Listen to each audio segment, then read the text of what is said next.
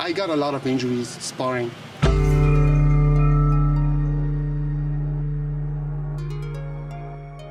Hello. The front snap kick is quite the curious technique.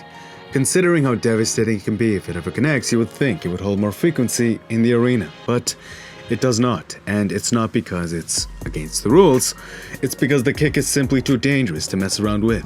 Easily, it's a strike that can knock out teeth or cause fractures to your opponent, and just as easily, it's a technique that can break your toes or foot if it lands bad. A lot of schools, as a result, would rather you train a push kick or teep simply because they don't want to deal with the high likelihood of injury. That is quite fair, and honestly, anyone who wants to seriously injure their sparring partners intentionally is a fool, because that's like a sword smashing the whetstone it used to sharpen its edge.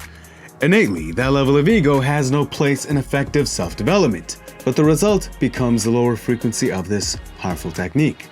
Less people train it in sparring, thus less people feel the experience to execute it. But now arises a new question. Why is this technique so dangerous?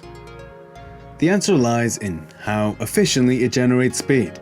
The snappy execution, it actually looks quite similar to a soccer kick, except you strike with the balls of your foot instead. With forward momentum, you pull your torso back as a fulcrum or counterbalance. Then let the kinetic energy you generated flow through your leg, to which you time your quadricep muscle to snap out your foot. This results in an explosive, bone-breaking snap that can just as easily take out your own toes if you are not careful. The more relaxed and clean the technique is, the more speed you will generate. I knock people out with that kick wearing the chest protector. This is by far the hardest kick I throw. Thus, with this technique, we gain a glint at an overarching philosophy. Too much power can be just as dangerous to oneself as it can be to those around you.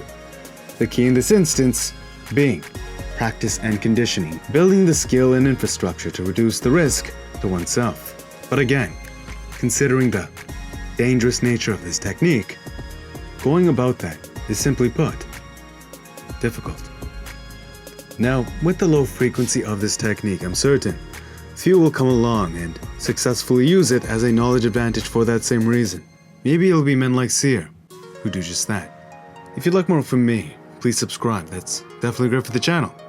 Thank you if you did. Smash the like button if you enjoyed. It's good karma. And until next time, peace.